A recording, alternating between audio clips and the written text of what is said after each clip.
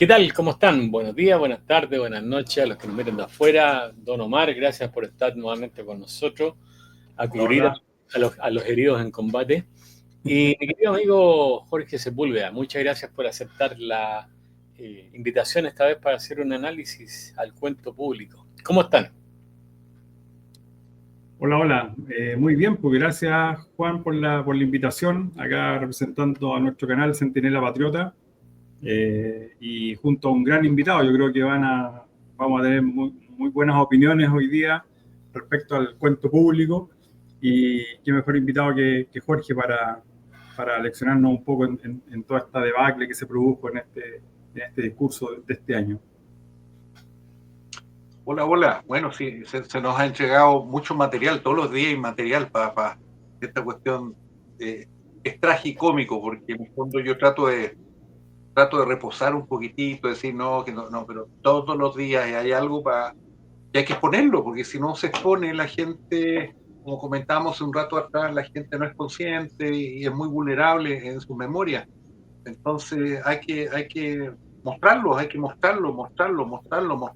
¿ya? Así que me entretengo en eso, fíjate, de repente estoy andando en vehículo y se me ocurre una idea, no, tengo que largarla al tiro, o si no se me olvida, y después no la puedo sacar. Entonces son cosas contextualizadas que tú tienes que decirle en el momento preciso para abrirle los ojos a la gente, reforzarle lo mal que estamos, pero lo bueno que podríamos estar si sabemos votar con decencia en noviembre.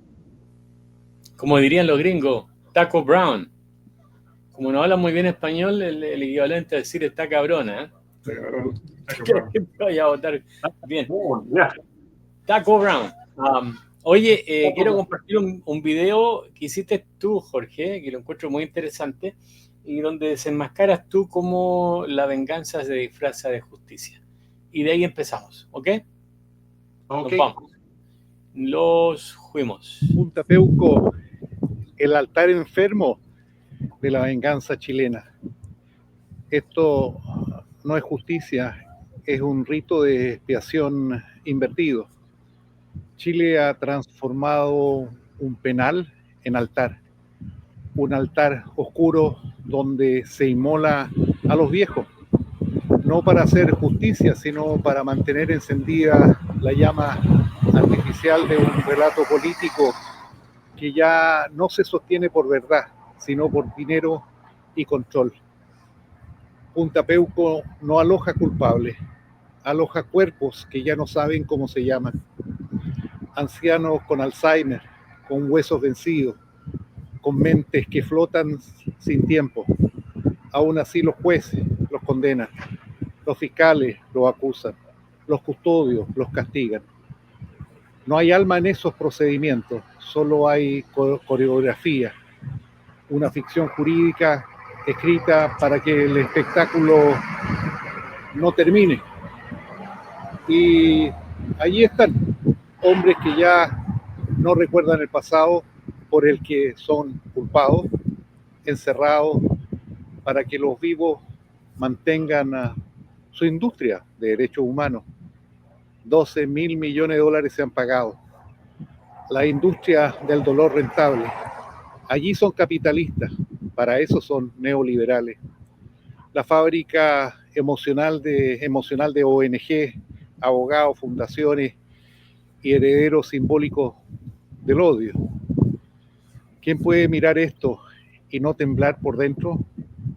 Esto no es memoria, esto es negocio, esto no es justicia, es venganza sin conciencia. Y cuando la venganza pierde conciencia, solo queda el goce perverso de ver al otro humillado, reducido, degradado, y más aún a sus familiares y a quienes pertenecieron, fueron compañeros de ellos. Eso es lo que hoy hacen en Chile con sus ancianos uniformados, no por lo que hicieron, sino por lo que representan. Porque cuando no se tiene patria, ni proyecto, ni raíz, lo único que queda es destruir a la del otro. Y tú, juez, tú, ministro, tú, gendarme, tú, operador político, ¿no sientes nada cuando ves a un hombre de 90 años sin memoria arrastrando los pies hacia una celda? ¿No te tiembla el alma? Si no te tiembla, ya no eres humano. Eres parte del dispositivo. Y si eres parte del dispositivo, eres también parte de la enfermedad. Esto no es el Chile nuevo, es el Chile enfermo que debemos desactivar, palabra por palabra, verdad por verdad. Ahora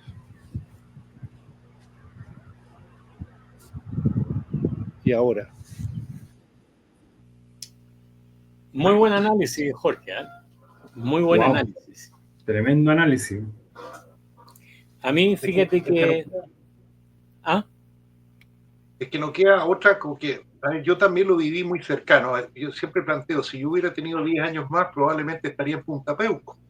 No por asesinato, no por eso, porque uno está orientado a obedecer a esto. A mí me mandaban a los Cerros del Paraíso a patrullar, iba con una camioneta patrulla y la gente armada y con instrucciones claramente a disparar si no habían barrera, cosas. Y uno lo entrenan para eso. Peor aún, bueno, mi papá fue marino y resulta que fue la PDI muy abusadora de los derechos humanos y lo fue a entrevistar, o más que entrevistar, se me olvida el término, a joder a su casa, y que había testimonios del comandante Sepúlveda en aquel entonces que estaba presente en tal y tal lugar y habían varios testigos y todo, y que era él, y que se llamaba Jorge Sepúlveda. Mi papá tranquilamente subió al segundo piso, y esto había sido el año 74, en fin, y bajó con su pasaporte y con otros documentos y dice, mire, este soy yo estaba en Inglaterra, estábamos todos en Inglaterra, estaba la misión naval en Londres. Entonces así te das cuenta que si no tienes tu antecedente, te dijeron que te vieron ser te jodido, y ahí huele dinero, huele toda una estafa emocional tremenda, que la cantidad de plata que le sacan por el hijo, por la esposa, por esto, por los daños, el porcentaje que se da al abogado, y no quiero decir los jueces, no quiero decirlo, pero hoy día todo me es válido para interpretar que es la industria de derechos humanos, y no solo eso, sino también la crueldad con la cual la semana pasada ingresó también un ex militar de 91 años con Alzheimer. No tenía idea por qué estaba allí mirando, o sea, son testimonios, visitas que estaba haciendo ahí, ni era consciente. Entonces ya esto, no sé si podemos encontrar una palabra más allá de crueldad, de sadismo, ¿ya? Por mantener esta llama y hoguera viva. Estos son monstruos, son monstruos. Y los jueces que también se prestan a esto también son monstruos. Es toda una generación de monstruos, ¿ya? Que no están haciendo justicia ni nada, sino la industria que genera muchas lucas y el Estado paga. Tú pagas, yo pago. ¿Y cuál es el propósito? Mantener humillado, mantener la raya, cualquier nueva intencionalidad de algo, intervención, pero es mantener vigente esa separación, esa grieta entre los chilenos. Es el negocio de ellos. La izquierda nunca a través de la historia ha demostrado preocuparse por nada ni por nadie.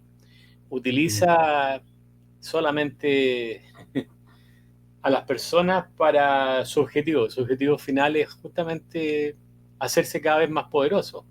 La gente cae en esta mentira de que son parte de la política, y la política es el arte de la mentira. Se hace todo a puertas cerradas, los acuerdos son a puertas cerradas y de ahí no salen. Eso a mí me llama pero profundamente la atención, que la gente no sea capaz de poder discernirlo. Realmente me llama mucho la atención. Fíjate que a raíz de del video tuyo, quería tirar otro video que es el de Gloria Navellán. Y de ahí les voy a contar qué pasó con ese video. Tú supiste lo que pasó con la gente que entró a Punta Peuco, ¿no es cierto? Que metieron a 2 presos a Punta Peuco cuando no deberían haber estado ahí. Creo que fue la misma noche de la cuenta pública. No sé si lo has visto. Sí, fue la misma noche, Juan. Ya. Aquí le voy a poner el video y de ahí les voy a contar una pequeña historia al respecto. Denme un segundo. Okay, ahí está la Gloria. Esto ha sido una denuncia de la máxima gravedad. Me acaban de informar que en el transcurso de la tarde ingresaron 2 delincuentes acusados de delitos comunes relacionados con niños que se supone que están en prisión preventiva a Punta Peuco. Estas personas ingresaron en la tarde y el personal de guardia no tiene información de los delitos por los cuales estas personas están ahí, cosa que no es lo habitual en este penal. En segundo lugar, estas 2 personas iban a Colina 1 y como Colina 1 está lleno, los derivaron a Punta Peuco. ¿Quién lo autorizó? ¿Con qué autoridad autorizaron esto si el presidente de la República aún no firma el decreto que anunció ayer? Entonces, acá está pasando algo muy raro. Yo hablé con el ministro de Justicia para preguntarle por este tema y me dice que el presidente no ha firmado el decreto y por lo tanto es imposible que hayan entrado estas 2 personas que son delincuentes comunes a Punta Peuco. Bueno, ¿qué está pasando acá? Alguien tomó la determinación y mandó a estas personas para allá. ¿Con qué autoridad? ¿Quién fue? Porque claramente esto no fue un gendarme común y corriente que decidió esto. Alguien dio la orden, porque ellos funcionan de esa manera, por órdenes. Y además me acabo de enterar de algo gravísimo. ¿Saben ustedes cuántos gendarmes están cuidando el interior de los 4 módulos de Punta Peuco? Uno que además, y lo tengo acá, pertenece a la BIC, Brigada de Incendios de Gendarmería. ¿Por qué? Porque esta persona está solo para, en caso de algún incendio, operar. No está para lo que se llama trato directo con las personas privadas de libertad. ¿Qué desorden hay aquí? ¿Qué está pasando en Gendarmería? ¿Quién toma las decisiones? Esto es rarísimo. Y si pasa en Punta Peuco, me puedo imaginar el desastre que debe haber en los otros recintos penitenciarios. Yo exijo que esto se revise y voy a pedir una reunión con el director nacional de Gendarmería y con el ministro de Justicia para que me aclaren esta situación. Bueno, eso fue la misma noche de la cuenta pública. La Gloria nos manda a nosotros, la fundación, el video. Nosotros lo ponemos en todas nuestras redes sociales. Y una de las que más me llamó la atención, sinceramente, fue TikTok. En esa red social nuestra, que tenemos 2 cuentas ahí, ya hasta el momento lleva cerca de 65.000 visualizaciones. ¿Okay? Y aquí es donde viene mi pregunta hacia ti, de lo que conversábamos antes de entrar al programa. Como dato de esa, pongámosle 61.000 personas que vieron el video, muchísima gente comentó. No me acuerdo cuántos comentarios tiene. Pero yo te diría que alrededor del 70% eran de izquierda. Las cuentas de nosotros son grandes. Son gente de derecha. Un 25, un 30% comentó, pero no fueron enfáticos y ni siquiera pelearon contra los de izquierda. Los de izquierda hicieron lo que quisieron. Yo me debo bloquear unos 1.000 huevones, fácil. Pero yo después dije, ¿para qué lo voy a bloquear si igual me están dando visualizaciones?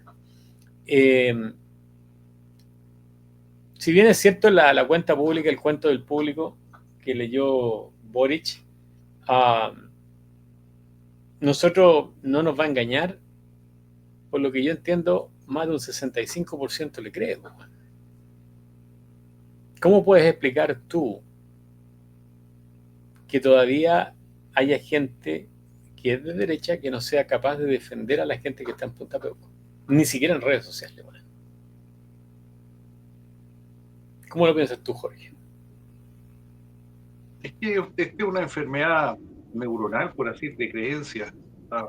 hemos sido tanto tiempo bombardeados y con tanta mitomanía constante y tanta negación, y un gobierno que no logró, ¿no es cierto?, imponer la constituyente y cambio constitucional, ni una ni segunda, como no la resultó, no se dedicaba a gobernar, sino a destrozar el sistema. Y le importa un bledo, porque no tienen conciencia, no tienen orden.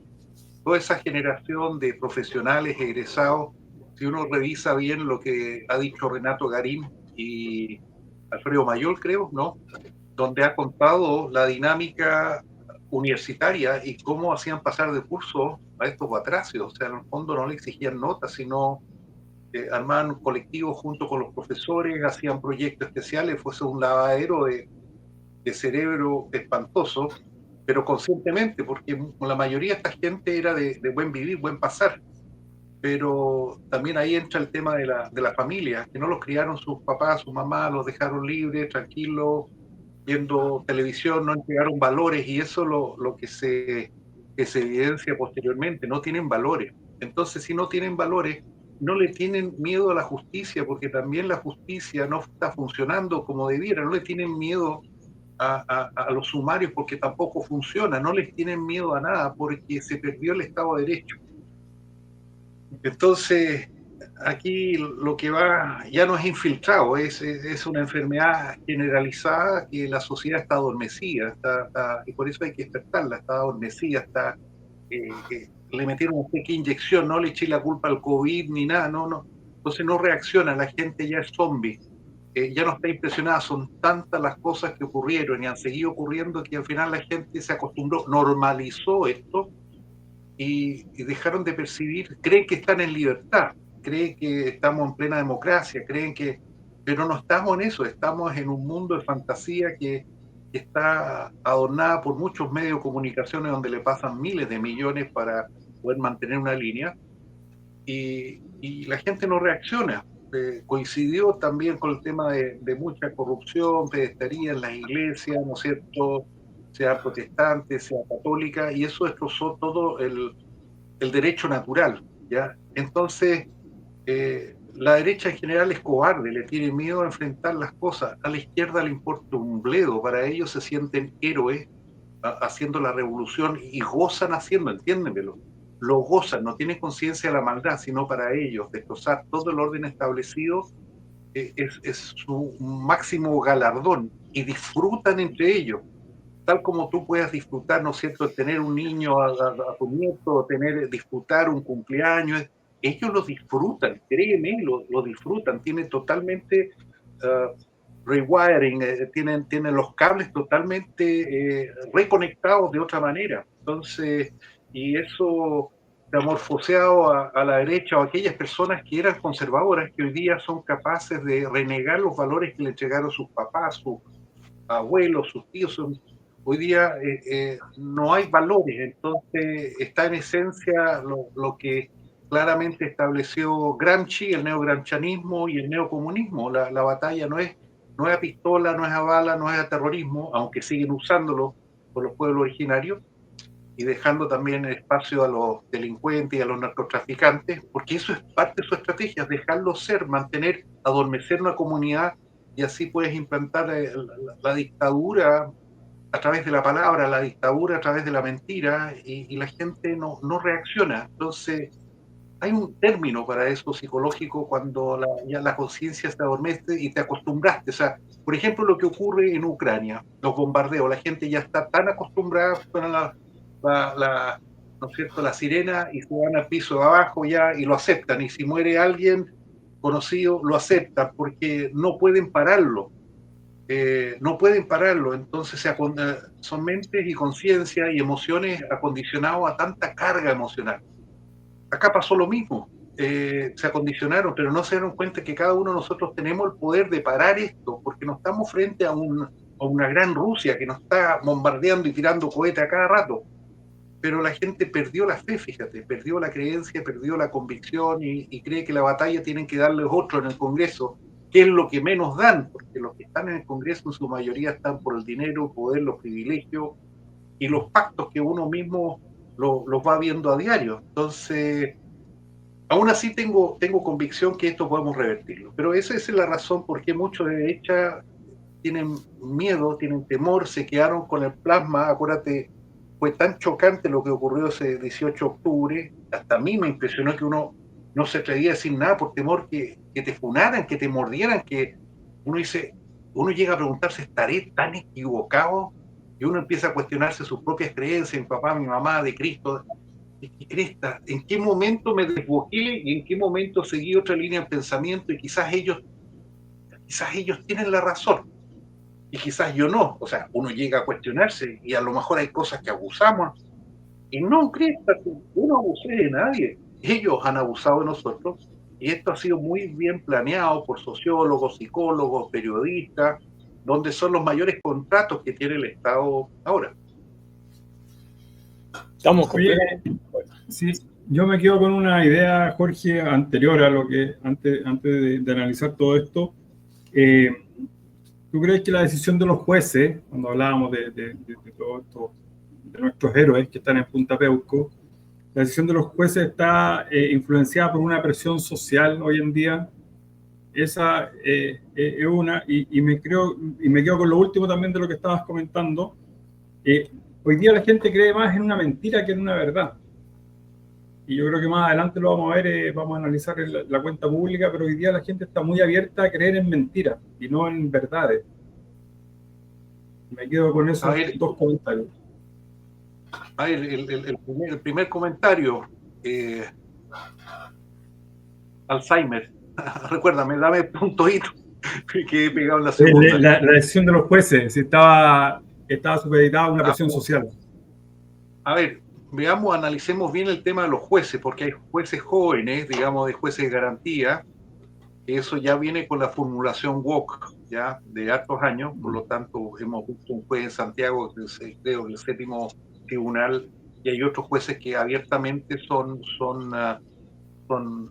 están ideologizados, ideologizan y se manifiestan en TikTok, en fin, una serie de cosas, pero estamos hablando acá de los ministros, que ya son de otra categoría de la Corte de Apelaciones o ministros asignados por la Corte Suprema.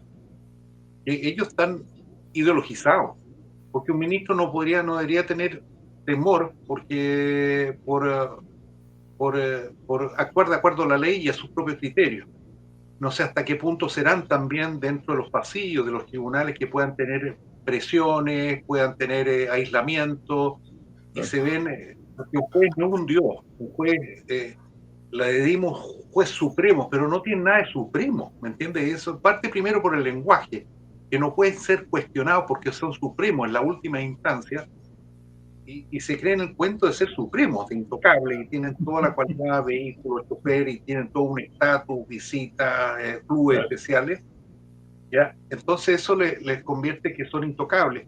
Pero si alguno de ellos queda, pero queda con conciencia aún, es verdad, puede sentirse presionado o de no ascender o no ser presidente de la Corte Suprema.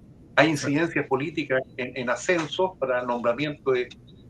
Entonces, sí están cooptados, y más aún los jueces de esta generación, que tendrán entre 60 y 70 años, tienes que acordarte que el 90, réstale 30, tenían 35 años. Y la forma y selección fue netamente política e ideológica, ¿ya? Entonces, es un sistema cooptado, también ideologizado, y también podríamos ser temores o no hacerse problemas, porque es más fácil sentenciar y seguir la corriente que decir, no, esto está equivocado y no sentencio.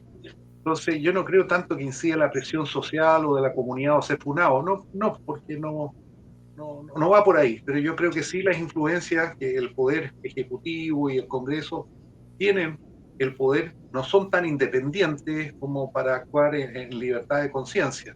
Entonces, y está renovado completamente la Corte Suprema y la Corte de Apelaciones. Entonces, efectivamente, también el ascenso hacia los tribunales superiores o los mejores cargos, tal como los notarios también han sido, ¿no es cierto?, la cuestión o las redes, contactos, que ese otro temazo, que es una mafia poderosa de un monopolio tremendo por algo que necesitamos a diario.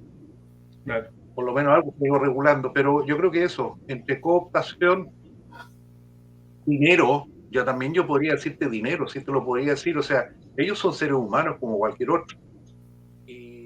Y pueden también estar recibiendo coimeo en forma indirecta a sus parientes, contratos, esto por generar cierto tipo de sentencia. O sea, qué mejor caso es Hermosilla, con esos contactos directos ya que tenía con la Corte Suprema, Corte de Apelaciones. Entonces esto está sucio de bases, y en el fondo se normalizó todo esto y uno está sonámbulo, la gente como que está decepcionada, no sabe qué hacer, no tiene a dónde irse y está en el lugar, en la zona de comodidad.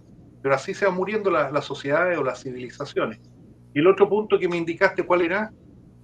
La gente hoy día la gente cree más en una mentira que en una verdad. Sabiendo que es una mentira, creen. Es que bueno, ahí inciden mucho las redes sociales, pues si hay gente que cree en Flatland o el mundo plano, ya hay gente que le atrae mucho aquello que es absurdo. Y mientras más gente piense en ese absurdo,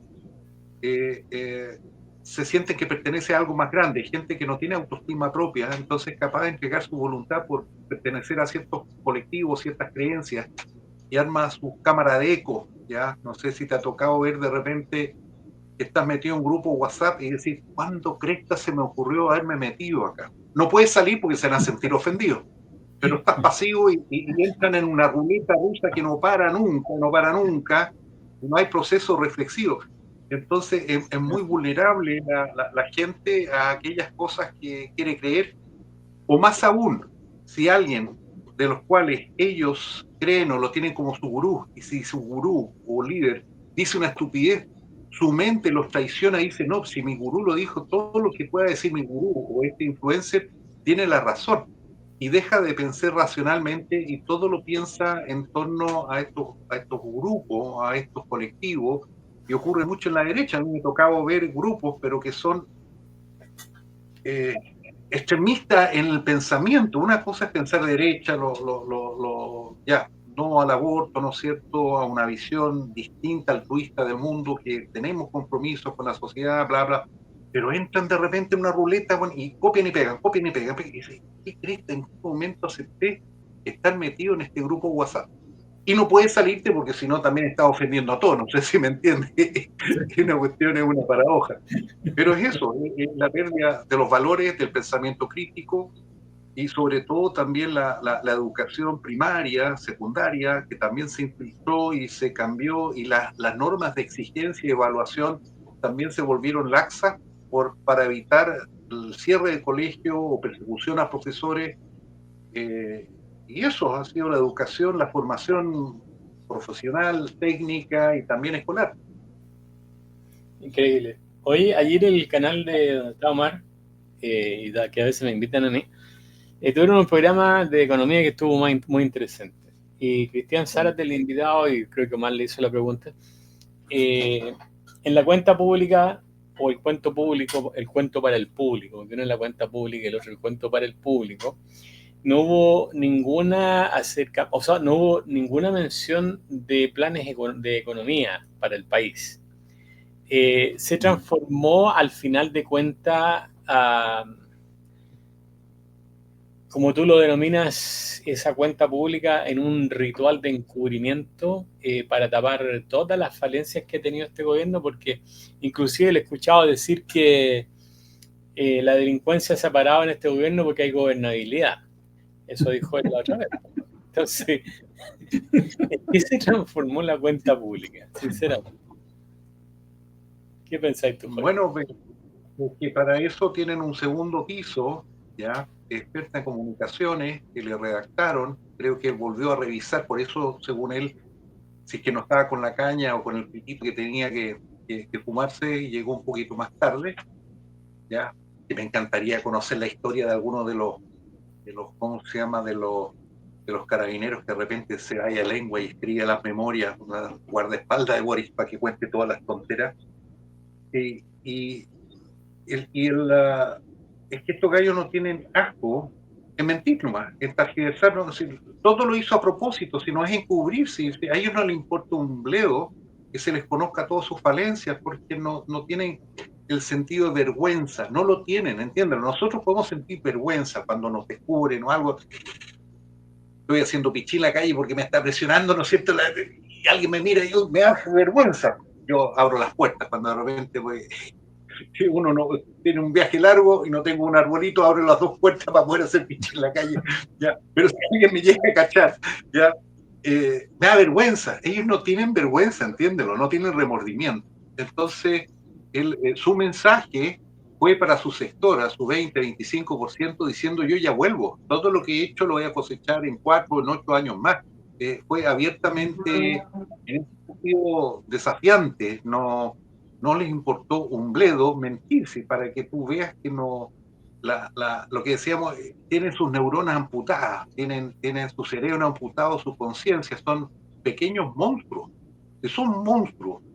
Entonces uno se pregunta, ¿cómo llegamos a esto? Bueno, volvemos nuevamente, la formación, la rebelión, los papás que los formaron mal, chuecos, los dejaron hacer lo que querían, los regalonearon en exceso, y la tecnología, pues la tecnología también incidió mucho en Internet, de que se nos desarmó aquello que pensábamos que teníamos un orden, y hoy día no tenemos un orden, tenemos un orden emergente que está transitando de semana a semana, mes a mes, y perdimos el norte. Estamos como en el auge y caída de una civilización, por así resumir. Peter Turchin, ¿ya? Y hay otro autor que también, Haldun, que de 1360 habla justamente auge y caída de las naciones, cuando hay exceso de pseudo líderes, cuando todo se le facilitó, cuando todo estuvo a disposición y no hubo sacrificio personal, no hubo voluntad, no hubo mérito, sino todo se le regaló, y se aburrieron de eso y dicen, bueno, tengo todo, hagamos revolución, desarmemos esto porque entretenido y es una aventura. Y eso es lo que tiene en esa mente infantil este niño pendejo, ¿ya? Porque de pelos adultos no los tiene, el exceso de pelo yo creo que es exceso de estupidez, que el cuerpo le vomita para afuera tanta estupidez que está pensando durante el día y durante la noche topándose para no pensar en sus demonios. Entonces, pero eso es colectivo, si tú te das cuenta, en Winter, la estupidez es que habló durante 3 años y ahora que es candidato presidencial hace un switch y se vuelve totalmente republicano. O sea, tú dices, ¿de dónde salió esta especie? Una especie mutante, no, y es toda una generación salida y parida, tal como lo expresa Renato Garín, el exdiputado y constituyente, que hoy día le supura por las venas, no le importa un bleo que lo hayan estado a la universidad, no los contraten, pero él está hoy día evangelizando la mierda generación que le tocó vivir. Y los principales, acá hay varios, uno de ellos es Atria, uno de los principales autores o generadores de esto, es una generación de profesores que están pervertidos neuronalmente en su revolución por la otra vía. No son agresivos, sino a través del lenguaje, a través del cambio, a través de los profesores que formó, a través de los ayudantes, pervirtió todo el derecho y el sentido del derecho, ¿ya? De lo correcto, de lo íntegro, sino cómo puedes usar esto para defender y para atacar. Entonces, va por ahí, digamos, un proceso de reflexión que él no vino a mentir, él vino a preparar su futura campaña, si él quiere ser reelecto, ¿ya? Le vino a hablar a su tribu del 20, el 25%, porque insisto, hay parte de un porcentaje que dejó, lo odia a él, no por lo tonto, sino por lo mentiroso, porque no les cumplió sus promesas, ¿ya? Entonces no hay que confundirse en eso.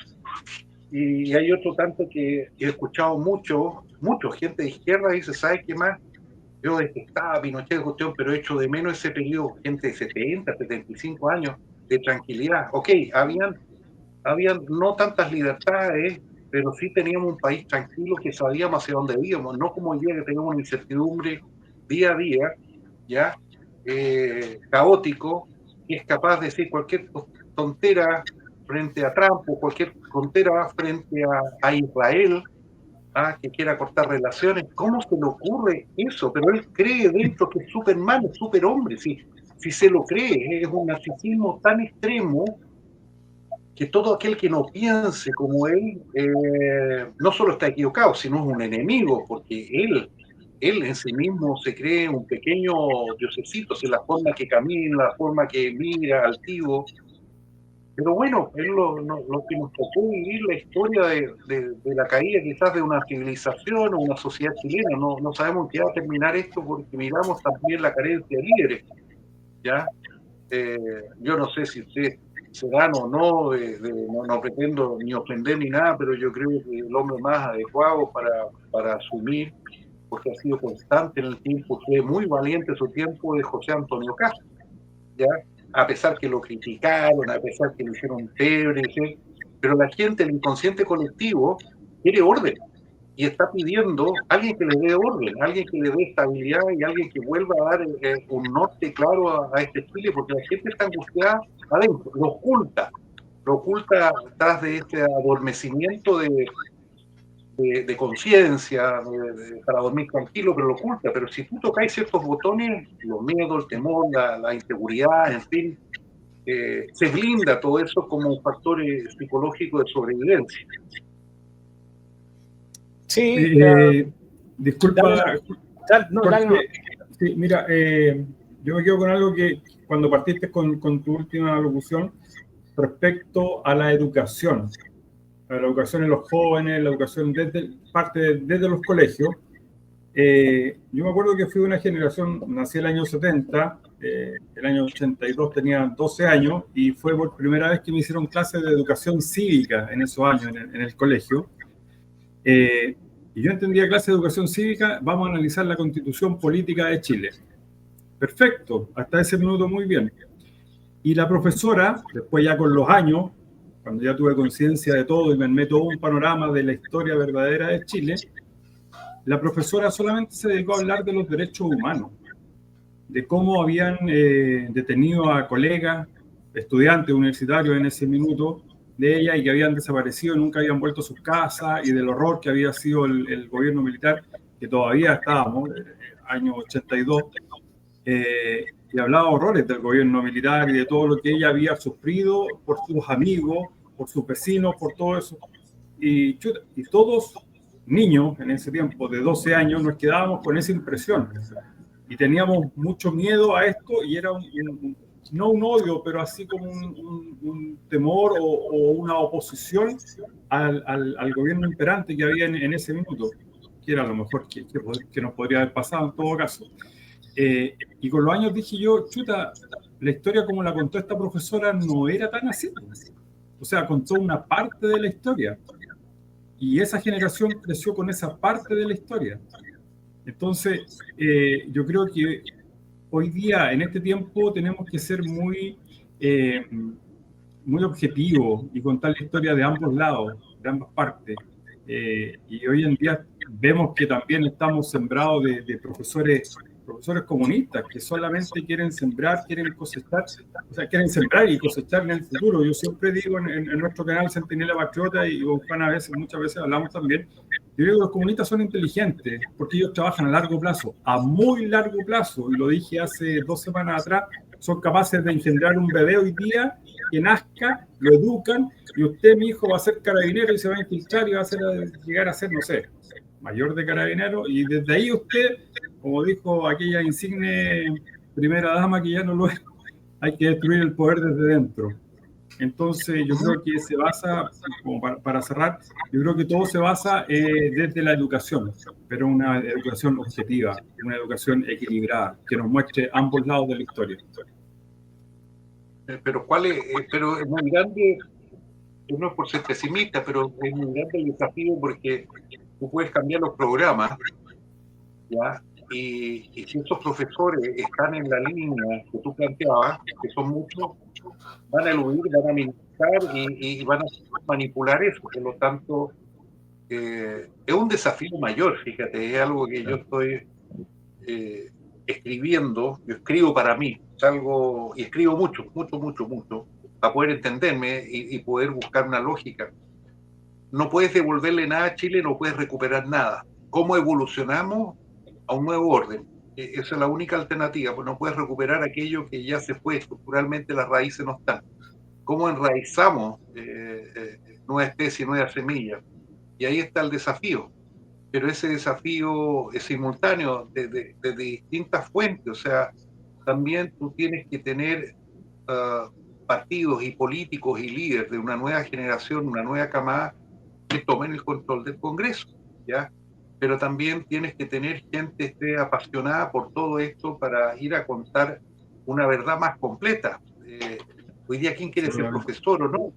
Hoy día estamos saturados también de profesionales. Tienen que entender que tenemos una sobreproducción ya de profesionales que en realidad con pésima formación, aún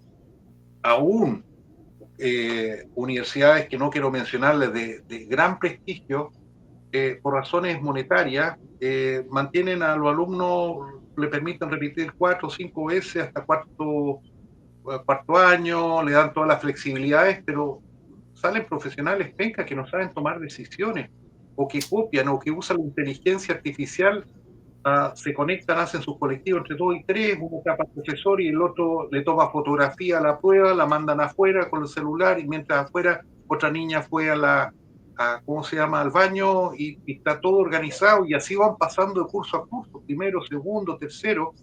Entonces hoy día el estar acreditado y tener un título o un posgrado no asegura nada, ¿ya? Es impresionante lo que ha ocurrido. Y yo no tengo otra cosa, que también ahí mezclo el ámbito espiritual. Yo soy cristiano. No quiero decir profundamente cristiano, sino soy integralmente cristiano, no religioso. Ya, no tanto de la Biblia, no tanto de estar metido en los capítulos, los versículos, sino la esencia misma, que la carencia de Dios en la sociedad, o la carencia de aquello más gigante que lo que podamos identificar en nuestras vidas, es lo que también produce esto, el alejamiento del orden natural, ya sin llegar a ser fanático, pero eso es lo más estructural. O sea, a veces pienso, Señor, baja y haz tú el cambio, pero nosotros no somos para hacer el cambio. Aquí se dan unas luchas que son espirituales, hay distintas dimensiones, son luchas de poderes, luchas ideológicas, luchas de codicia, está todo entremezclado multinivel. Entonces, ¿cómo vuelves al colegio? ¿Cómo vuelves a replantear la educación? Yo creo que los principios básicos es, por ejemplo, plantearte el pensamiento sistémico, que permite desde chiquitito. A mí me enseñaron a sumar con unas barritas que representaban el 1, el 2 era más grande, no sé, no me acuerdo cómo se llamaba eso. Los palitos Los palitos. Sí, y enseñaron, ¿no es cierto?, el silabario, a escribir. Hoy día tú le preguntas la escritura, oye, no sabes si es médico o no, porque hoy día para ser médico tienes que ser, para tener prestigio como un médico, tienes que hacer las recetas, digamos, que nadie te las entienda, para decir que tú eres médico, y mientras más especializado, ¿no es cierto?, más enredado todavía para que alguien lo descifre. Entonces, yo creo que una de las principales ramas es meterle el pensamiento sistémico desde chiquitito, que se empiecen, eso genera un pensamiento crítico de discernir que esto no es blanco ni negro, sino esto está relacionado con esto otro, y eso permite, hay K-12, hay un programa en Estados Unidos de kinder al 12 años de educación, System Thinking.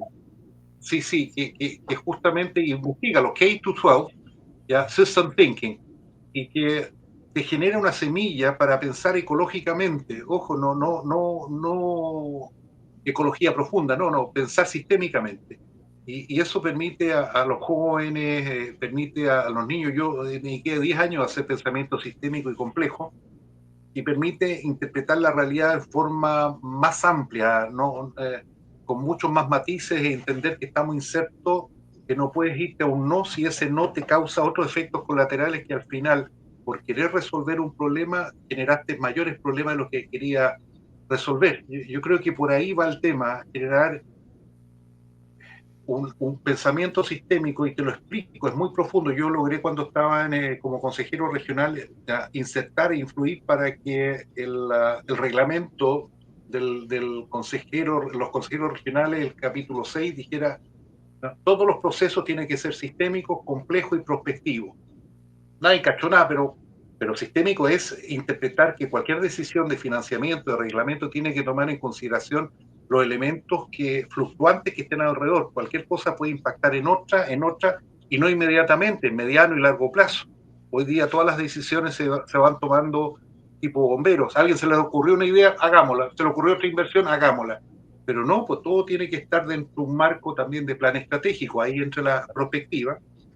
Y lo complejo es cuando de repente salen cosas emergentes, urgentes, que tampoco pudiste estar cuadrado. No, es que esto no está en el plan estratégico.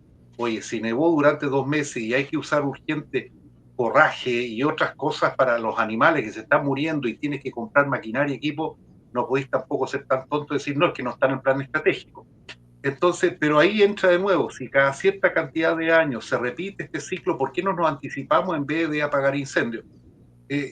Va más allá de quién educa, sino cómo nos educamos, cómo apasionar a estos zurdos, porque también hay que meterse en la mente por qué ellos estudiaron zurdería. ¿Ya? Si esta cuestión no es llegar y calificar, ¿qué los apasionó a ellos esa revolución, a conocer? ¿Qué fue parte de la educación que ellos tuvieron que los aburrió y que les llamó la atención ser parte de estos colectivos? Entonces va por ahí. Es mucho más profundo de lo que podemos aparentar. O sea, no podemos colocar parche curita ni colocar nuevos programas si quienes los van a ejecutar no están ni ahí con esos programas. La razón es súper simple. La caballería joven se enganchó con comunismo, socialismo, porque creyó en el discurso de la igualdad social. No hay vuelta que darle. Y te tengo una re mala noticia, Jorge. No vas a poder dormir a la noche. Ese sistema de educación sistémico aquí en Estados Unidos ya no existe. Ya paró. Hoy día, justamente hace 2 días atrás, leía las noticias. Aquí el gobernador y en general en todos los estados están proponiendo que si tú te vas a sacar una D porque no te dio más, te la van a subir a una C minus, una C menos, para que puedas pasar. Todos pasan, todos llegan. Se acabó el pensamiento, no les interesa. Ahora, ¿por qué siempre tenemos que culpar a la izquierda? ¿Ya? Y no la estoy defendiendo. ¿Por qué tenemos que culpar a la izquierda? Cuando en el discurso de don Berluso, en su cuento público, en su cuento al público, habla mucho de la ayuda social, pero habla de la ayuda social como tú la defines desde la ideología, no desde la práctica, ¿ya? Pero cuando analizamos que ciertos candidatos de la supuesta derecha, porque yo ya no me pregunté qué es lo que es derecha, yo me considero derecha y ninguno de los que está me representa, están ofreciendo, porque, a ver, el sueldo mínimo en el año 2019 era de 288,000 pesos. Hoy día de hoy de 529, ha subido un 50%. El pan ha subido más o menos lo mismo, o quizá un poco más. Entonces, hoy día, como no hay plata, he escuchado candidatos del sector supuestamente opuesto al gobierno diciendo que van a buscar la opción de poder sacarle el IVA a las cosas que la gente compre. Que es una manera de decir, ¿sabes qué? Te estoy subiendo el sueldo de forma indirecta. ¿No es exactamente lo mismo que está haciendo el Presi? Es que por eso es antisistémico, es burdo, porque en el fondo uses cualquier impuesto, cualquier cosa, rápidamente hay menos recursos para el Estado, por lo tanto el Estado tampoco puede invertir o generar economía artificial, llámalo así, porque el Estado genera economía, aumenta el Producto Interno Bruto con esa redistribución de esa recaudación. Entonces, al final le pega en la nuca igual al quien le reduce ese IVA, que es la mayor recaudación que tiene el Estado, ¿ya? ¿Y de dónde saca esa plata? Aumentando otro impuesto. O sea, para el impuesto es la razón de vivir del Estado. Un Estado sin impuestos no puede existir. La maquinaria está llamada a hacer los impuestos. Entonces, es que ahí está la ignorancia, gente que, o inteligencia, saben, pero por otro lado están en periodo electoral, por lo tanto quieren enganchar a sus electores, que ellos van a proponer aquellas cosas que son tan absurdas y ellos son conscientes, pero drenan su conciencia de manera de poder mantener vigente esa promesa para que voten por él y volverse popular. ¿Ya? Entonces ya no es un término, no es un término de capacidad o discapacidad. ¿Cómo vemos un ministro de Hacienda que fue presidente, ¿no es cierto?, del Banco Central, que ha sido académico, haciendo cosas tan burdas, tan antieconomistas, y mirando para el lado y actuando el gran amante del gobierno y de nuestra flamante ex ministra, ¿no es cierto? O sea, ahí te das cuenta que no hay cosa que sostenga lo que están haciendo. Y la derecha, o la ex derecha, porque yo separo la nueva derecha, que en este sistema ya de libertario, republicano y social cristiano, pero ellos no están exentos de repetir los mismos patrones de la humanidad, de la perversión propia de la humanidad, del pecado del ser humano, que por mucha formación es fácil tentar. Yo no sé si te envié a ti el libro Homo Politicus o no. No. No. Bueno, este es un libro que también lo hice, pero también lo tomo base a doña Laura Rodríguez, ¿te acuerdas? Que de vuelta sí. a la democracia, ya sí. Falleció de un cáncer al cerebro. Y ella escribió un libro, o los relatos del Cruz de Altura, ¿ya? Y cómo fue describiendo cómo el que la llamaran honorable, el que tener vehículo, el tener chofer, ser invitada a embajar, le fue cambiando su proceso, su estatus, su discernimiento, su sentido común, y cómo todo eso fue adornando, ¿no es cierto?, como los trajes del emperador, y se creía que eran superiores, y eso cuando pasa a ser colectivo de parte de ellos, se sienten intocables, se sienten... Entonces va por ahí también otro tema fundamental, que esto debería ser 2 periodos de diputado y fuera 2 periodos de senador, y estoy hablando de 4 años y fuera, y deja descansar 4 años, que no vuelvan a tomar ni un cargo del poder, porque esto es adicción, ¿entiendes? El poder. Una cosa es la plata, porque tú podés ser empresario, yo puedo ser empresario y ganar bien, y ahorrar bien, pero eso no me da un sentido de poder de avasallar con otras personas, ¿ya? Tengo buena calidad de vida, está bien, pero después de haber tenido mucho tiempo, haber estado cesante, haber quebrado, haber tenido un socio que me robó más de $1 millón y otras cosas, pero acá la adicción se vuelve cuando te llaman honorable, cuando crees que por hacer el juramento te baja un chip y te conectan a toda la grandeza, la gran conciencia, y que eres dueño, que tú tienes derecho a hablar en público, y mientras más te muestran y donde te miren, andan pendientes que lo miren, que lo saluden, que se vuelve una adicción, una enfermedad, y es muy atractivo para los narcisistas. El Congreso es muy atractivo para los narcisistas. Si tenemos un diputado naranjo, o no sé si es senadora, 30 años. Ellos, sí. u otro que se supone que era pinochetista, que este senador, ¿cómo se llama? Moreira. Ya. O sea, por el sobrevivir y estar vigente y conseguir favores, los ministros para su reelección son capaces de cualquier cosa. Entonces tenemos una crisis también de moral y de adicción al poder, que también tenemos que modificarla. Pero ellos mismos no van a modificar las leyes que les afecten a ellos mismos, ¿me entiendes? Porque están implicados en su futuro. Esa es la cuestión, pues ellos no van a hacer absolutamente nada. Absolutamente nada. Nada, hemos visto, o sea, recién hablaba de las leyes que aprueban, cuántas leyes duermen en el Congreso, pero cuando hay que renovar la dieta parlamentaria, que hay que reajustarla porque no alcanza, como dijo un honorable en algún minuto, ingresa el proyecto y lo aprueban en 2-3 días, y proyecto de urgencia, diciendo que hay urgencias más reales en el país todavía. Y me quedo con algo que dijiste delante, Jorge. ¿De dónde crees tú que viene este miedo de la derecha?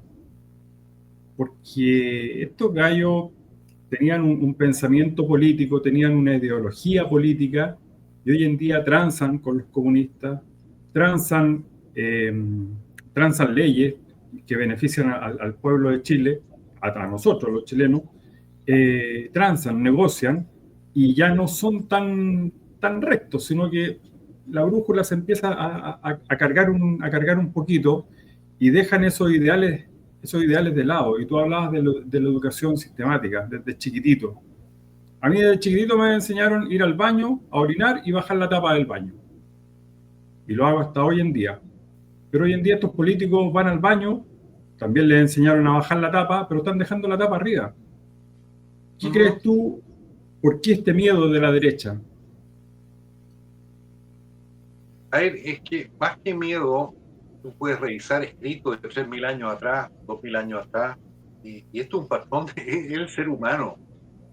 Es el ser humano, si en el fondo tú analizas, digamos, el Senado romano, griego, vas analizando todas las culturas que es la condición humana. Hoy día hemos llegado a un nivel de cúspide de conocimiento, tecnología, inteligencia artificial, la guerra de los drones que se está dando en Ucrania, que ha generado un orden emergente radicalmente distinto, pero el hombre no cambia. O sea, vemos a un Putin, ¿ya?, que le están haciendo mierda al país, pero él es un zar para allá.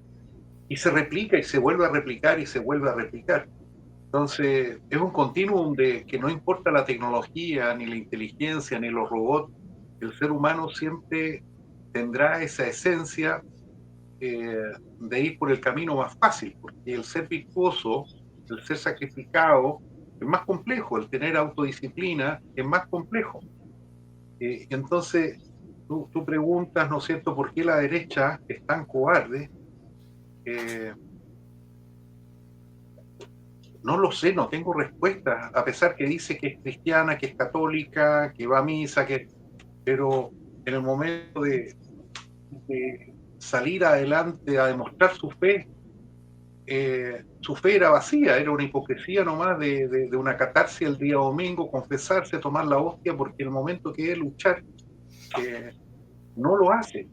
Yo no sé si también fue producto también de la transición democrática, de lo que se vino después de las comisiones, RETIC y otras cosas. Empezó a armarse esa cobardía de ser, todavía aún no eran procesados, pero ser vinculados, porque en esos momentos esa derecha que se hizo de miles de millones con ¿cómo se llama?, las acciones populares, Endesa y cuantas otras personas, que no quedaba otra alternativa. Hay que entender que la dinámica de transferir ya y negociar y transferir la empresa del Estado que estaban quebradas fue un proceso virtuoso, pero yo creo que las autoridades de aquellos momentos no vieron que eso se disparó exponencialmente y generó determinadas familias con mucha más riqueza, creando una asimetría frente a las oportunidades, ¿ya? Entonces, aquellos que estaban cercanos al gobierno militar usufructuaron de eso, después se reinventaron porque estaba de moda la concertación, estaba de moda mejor ir al Alejandro, no me conviene, por razones de negocio, por razones de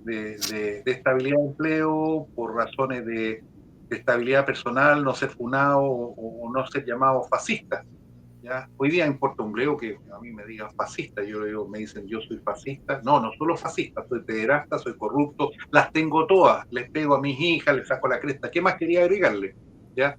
Hoy día no tenemos miedo, o algunos estamos saliendo del closet atreviéndonos porque no es fácil, es mucho miedo, algo implícito de enfrentarnos con estos monstruos, de enfrentarnos quizás con un atentado a nuestra casa, a un auto. También tenemos ese inconsciente colectivo de que algo nos puede pasar si decimos la verdad.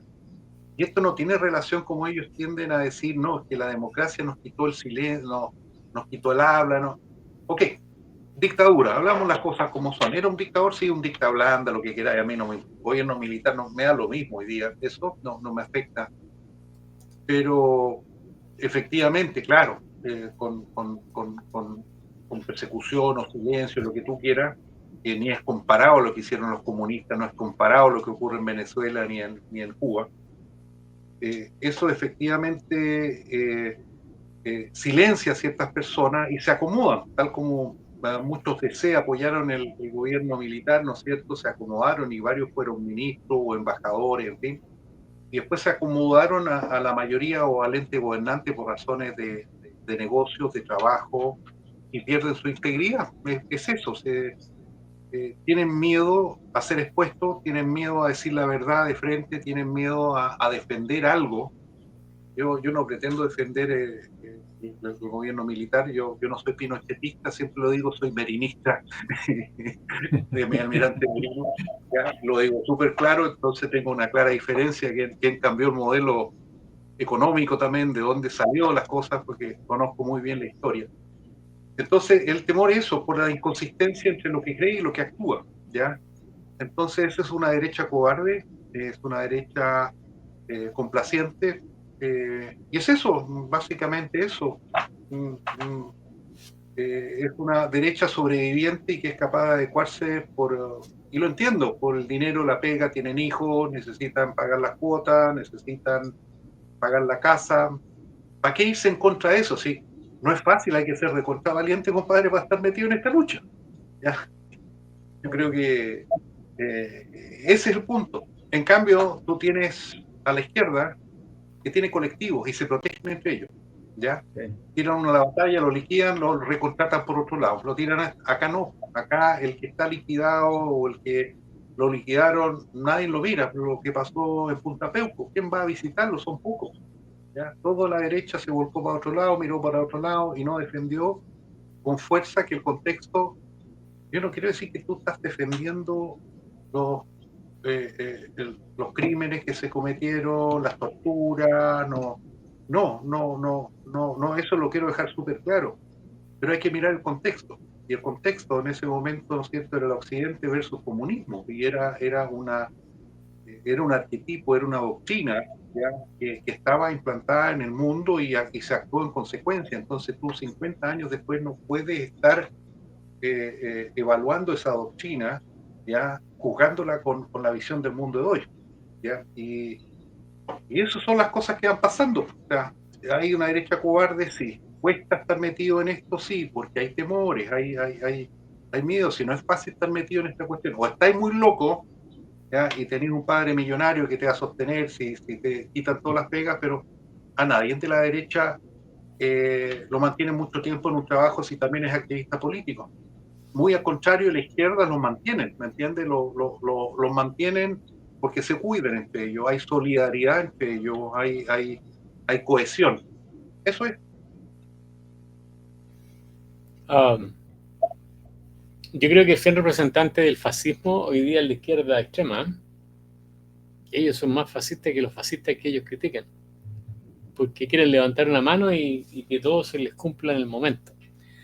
Pienso que uno de los errores más grandes que tuvo el gobierno militar fue no acercarse más a los políticos y se quedaron con ciertos políticos viejos que se fueron acabando.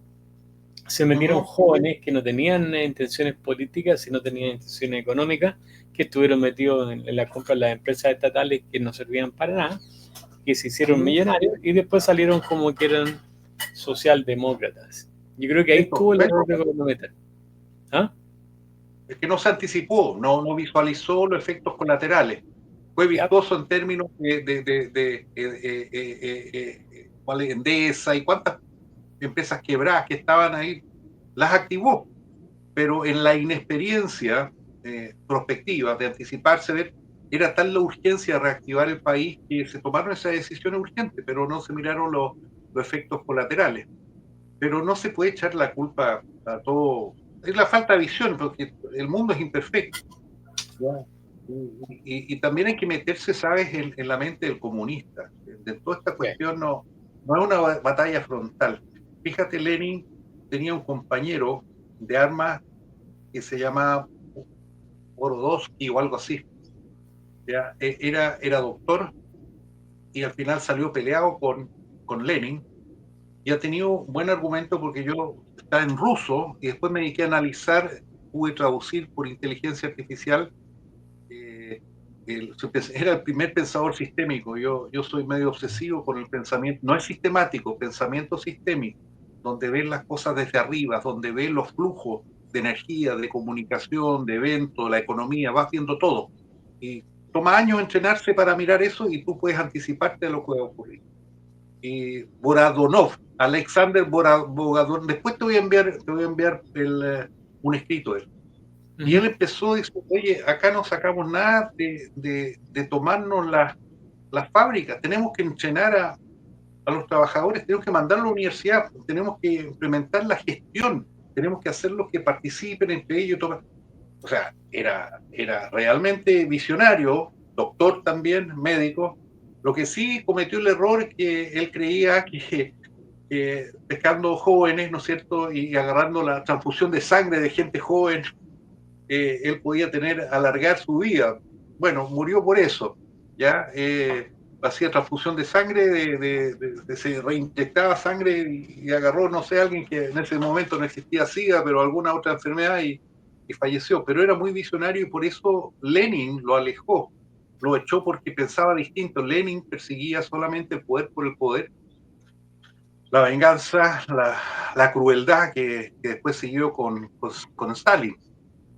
Entonces, cuando tú te dedicas a ver cuáles son los orígenes del comunismo, te abre un poquito más el campo para saber, más que combatirlo, cuando tú lo entiendes, empiezas a identificar los puntos de apalancamiento, y lo estoy hablando así, no como estrategia, porque en la medida que comprendamos cómo piensan, vamos a aprender a cómo abrirles la mente, no atacarlos, cómo abrirles la mente.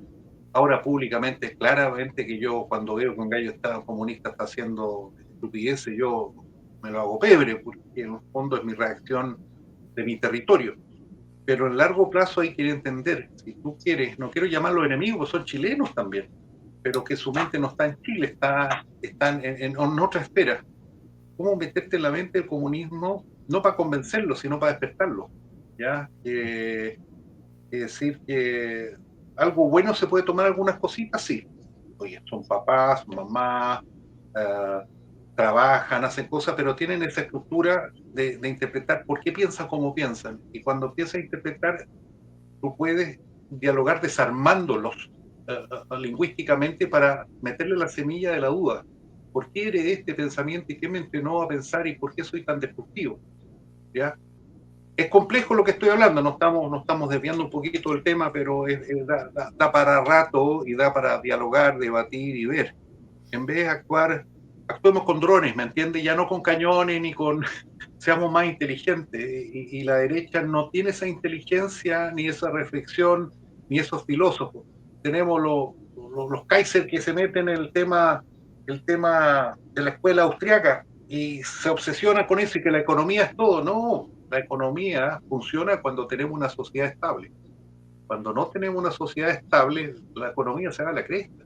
Entonces, hay nuevamente sistémico. Si no tenemos una economía plus y esa plata la distribuimos bien en la gente, en la que más escasos recursos, para evitar que se meta la mierda de ideología y además también generar muchas veces las asimetrías económicas donde se mete, ¿no es cierto?, el narcotráfico, donde se mete la delincuencia.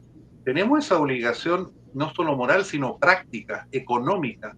Para proteger un Estado, tú tienes que redistribuir en forma inteligente los recursos para evitar eso, y esa es una obligación. No solo sensibilidad social, si tú te preocupas de los más desvalidos, vas a evitar que también estas ideologías se implanten donde está el diferencial y la brecha, tú podrías estar mucho mejor. Después que votan por ello, ellos siguen estando igual o peor, eso es lo más triste. Entonces, esas personas que no tienen perspectiva de vida, le da lo mismo por quién votar. Si no se recuerdan el último que le fue a dejar la bolsa de pan o el paquete, digamos, electoral. Entonces, eso es lo que nos falta, una nueva derecha que sea más filosófica, que creemos una ideología radicalmente distinta, pero no la escuela austriaca, no económica. ¿Cuáles son nuestros valores fundamentales? Volver a replantearnos para el siglo XXI, donde tenemos inteligencia artificial, donde tenemos el tema de género, donde se implantó, donde tenemos cambios drásticos en los valores, ¿qué cosas podemos conservar, ¿no es cierto?, de aquellos anhelos y cómo podemos darle coherencia al futuro de Chile?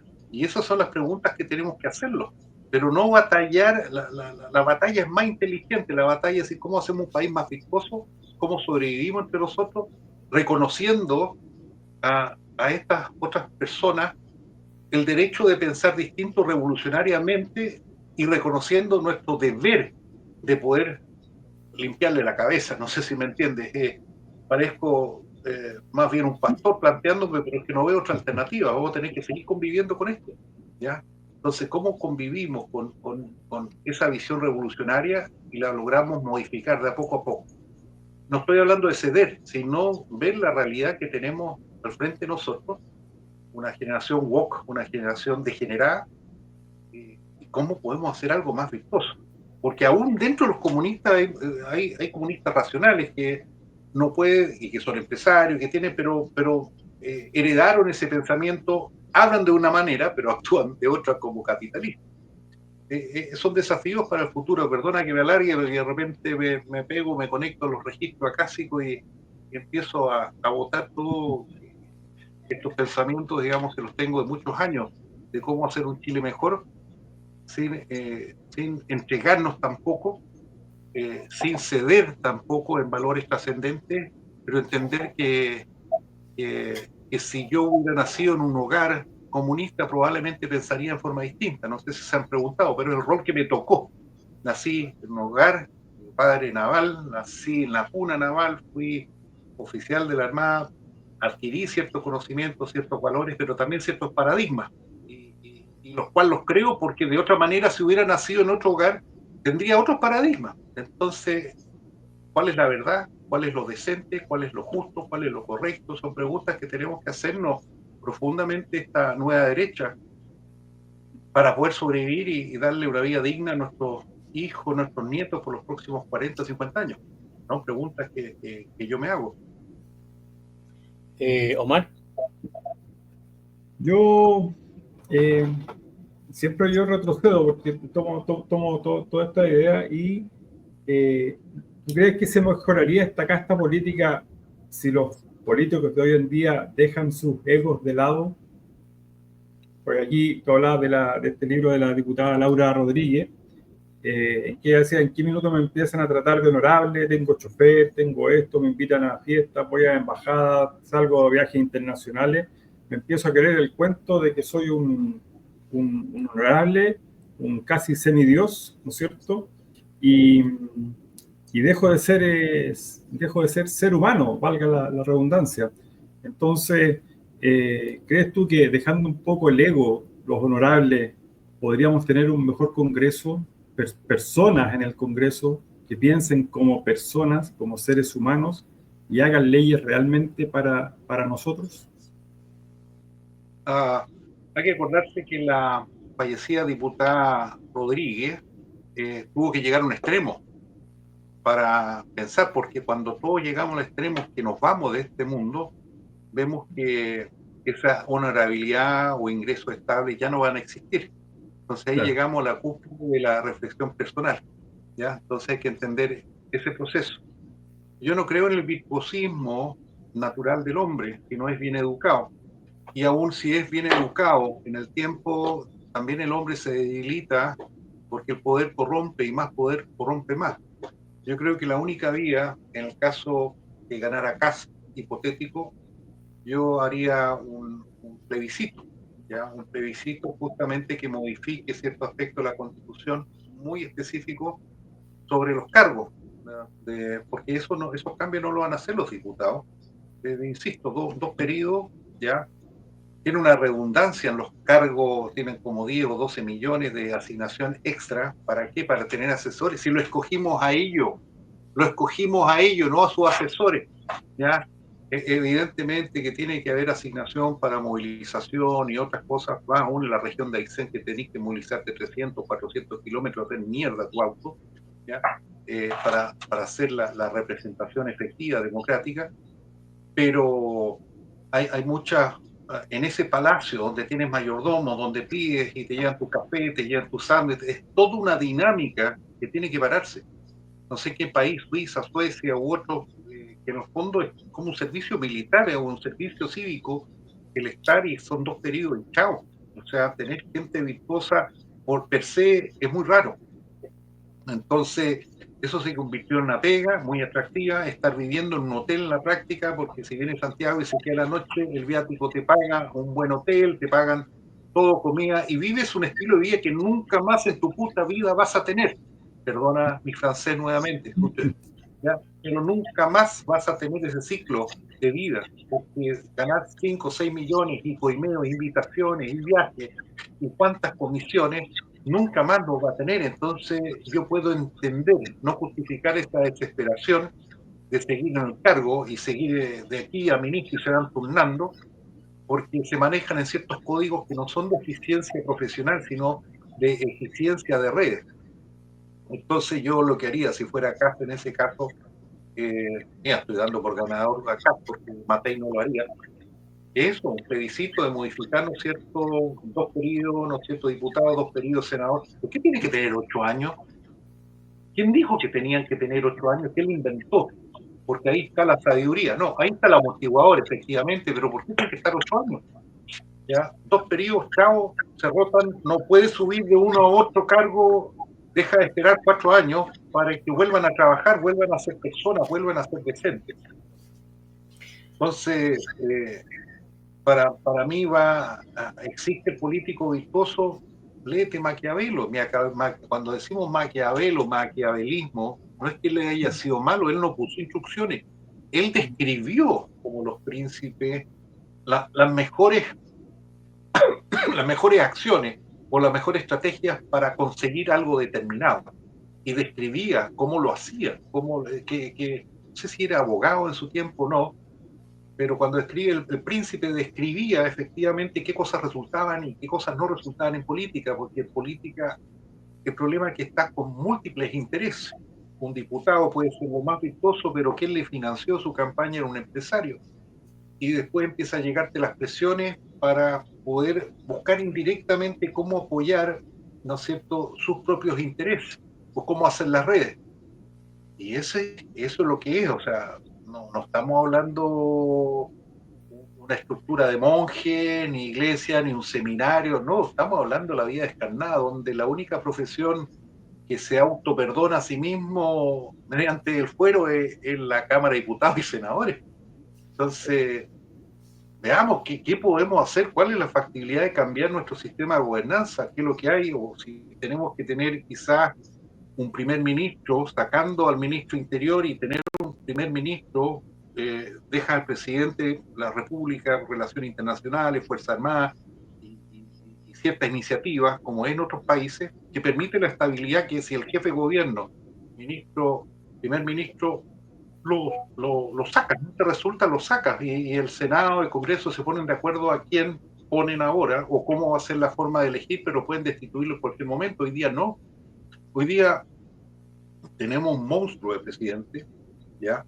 Monstruo, cruel como él solo, abusador como él solo, y pudiendo haberlo destituido el Senado, ya, por inhabilidad mental, no lo hizo, no lo ha hecho, y se mamaron todos estos años porque vuelvo a decir que ellos plantean, no, que si lo hacemos nosotros, después puede ser, ¿no es cierto?, una espada de Damocles para nosotros cuando nos peca a nosotros. Como ya se dieron con Piñera, que no negociaron que no fuera destituido, entonces nosotros le debemos la mano. Eso es institucionalidad, esos son pactos, cosas profundas que tenemos que hacernos. No estoy juzgando, sino estoy describiendo lo que pasa, el ambiente que hay adentro, o el aislamiento que puedan sufrir determinados diputados y senadores que no tienen autoestima y son capaces de cualquier cosa por ser aceptados en los grupos, en los comedores o en las reuniones, porque hay sanciones también dentro, créeme que hay sanciones, de no ser invitado, de discriminarlo. Estamos en un proceso que vale la pena reflexionar cómo están nuestras instituciones. Oye, uno cuando vive en un barrio siempre tiene que hacer un ejercicio sumamente importante. ¿Cómo está el jardín del vecino? Lo tiene limpio, le corta el pasto, pinta la casa, arregla la reja. Y de esa manera yo creo que si está al debe de lo que el vecino está haciendo y uno puede mejorar y ponerse un poco a la altura del vecino, tenéis mejores opciones de tener un mejor barrio, ¿no es cierto? Y vais a vivir en una mejor cancha. Entonces, con esa analogía, me gustaría, en estos 10-15 minutos que nos quedan, analizar ese bill, ese big and beautiful bill de Trump, ya que es el presupuesto de la nación que se tiene que trabajar ahora en el Senado. En los gobiernos anteriores, desde Clinton para adelante, la ayuda social se transformó en una manera de mantener a la gente sin que hicieran nada. De hecho, el año 2008, en la crisis de las casas aquí en Estados Unidos, que estaba en ese momento Obama en el gobierno, una de las cosas para recuperar un poco la economía, me acuerdo que esto pasó latente en Michigan, era que limitó la cantidad de tiempo que podían estar las familias y las personas en la ayuda social, en lo que se llama el welfare, ¿ya? Y se encontraron que habían personas que llevaban 2 décadas, 18 años viviendo de la ayuda social. Entonces él lo bajó, lo arregló, mucha gente pataleó, llegó Biden y Biden empezó a cambiar eso ya aún peor. Y las ayudas se fueron a todo esto, identidades de género, a las mutilaciones sexuales, a los abortos, ayudar a los países que tenían que también seguir las mismas directrices y todo lo demás. Y hoy el presidente está proponiendo un bill que va a incluir 2 cosas que a mí, mira, pongamos 3, 4 o 5 cosas que me llaman mucho la atención y creo que son positivas. La primera es que todas las personas que ganan menos de $150,000 al año, por favor no lo lleven a pesos porque no existe eso en Chile, no es lo mismo, quiero decir. Yo diría que el equivalente a que todas las personas que ganen menos de 10 millones al año, pero todos aquellos que ganen menos de $150,000 al año aquí en Estados Unidos no van a pagar impuestos a la renta. Número 1. Las personas que trabajan a horas extraordinarias no tienen que pagar impuestos a la renta por esa hora extraordinaria. Las personas que trabajan en hoteles, en restaurantes y reciben propinas, hoy día pagan impuestos a la renta, no van a pagar impuestos a la renta, ¿ya? La gente jubilada que se jubila y entra en el sistema de jubilación, si quiere un segundo trabajo hoy día, tiene que pagar impuestos sobre la jubilación. Le van a cobrar impuestos por ganar un sueldo y le van a cobrar impuestos porque tiene en la jubilación porque está ganando un sueldo extra. Con el nuevo bill no va a pasar eso, no van a pagar impuestos. Y la otra es que todas las personas que están endeudadas, porque el sistema económico está muy malo, el gobierno, creo que este mes, empieza a tratar directamente con los acreedores, tarjeta de crédito, bancos y otros prestamistas más, para bajar la deuda, bajar los intereses y condonar no condonarla, sino que pagarle a la gente la deuda para que salga de ese endeudamiento que existe hoy día. ¿Por qué mierda no se le ocurre algo parecido en Chile? Porque no hay plata. No, se la robaron. Pues. Estás hablando de economía ficción, porque no es fácil. Yo creo que él tiene, Trump es tonto, pero no tanto. Es especulador, pero no tanto. Yo creo que en estos aspectos económicos tiene que haber modelado bien o simulado bien lo que significa cortar, ¿no es cierto?, todos esos impuestos, porque eso inmediatamente va generando un déficit a un Estado que está acostumbrado, porque le arma un hoyo grande. Entonces tiene que haber pensado simultáneamente, ¿no es cierto?, sabiendo que voy a tener, por así decir, $500 billones menos al año en el presupuesto, porque ellos trabajan con presupuestos, ¿cuánto? Multimillonarios. La deuda, ¿cuánto del Estado? Bonos, 30 trillones más o menos, una cosa así. Que la deuda la tienen bonos y apenas le alcanza para pagar los intereses, los bonos, y es toda una dinámica. Entonces, yo creo que eso es virtuoso en Chile sería virtuoso si somos capaces de cortar la grasa también. Si tú reduces, ¿no es cierto?, Es lo que los acaba de impuestos, hacer justamente eso, ya cortó la grasa. si tú reduces, ¿no es cierto?, los impuestos que le inhiben recibir, por así de simple, por ejemplo, 10.000 millones de dólares al año, o 10 millones de dólares al Estado, pero a la vez tú tienes que compensar, por otro lado, ¿no es cierto?, de dónde recortas eso por un lado o cómo optimizas, pero tienes que recortarlo para tener balanceado el presupuesto. Pero también tienes que analizar también cómo genero las condiciones, porque al bajar el impuesto la gente tiene más plata para gastar y para movilizar la economía, ¿no? Porque no Exacto. es poco racional el ahorro, o las acciones son muy poco, la gente comparativamente con eso, se va a generar algo virtuoso, pero hasta qué punto también tienes que medir la bajada de inmediato, porque puede sobrecalentar la economía también. Entonces, si miras los efectos, cuando digo sistémico, tienes que ir midiendo, ya, le reduzco esto y va a haber más plata, y cuando tienes más plata, ¿no es cierto?, y no tienes la oferta necesaria, ¿qué es lo que pasa? Aumenta la inflación, y ¿qué pasa cuando aumenta la inflación? También se reduce todo lo que tú querías ampliar. Bueno, pero Me resulta... hay que ser claro, cuando Trump ingresa al gobierno estábamos en un 4 punto y algo de inflación, hoy día estamos en el 2.1. El ideal nuestro es 2.0, menos de eso no.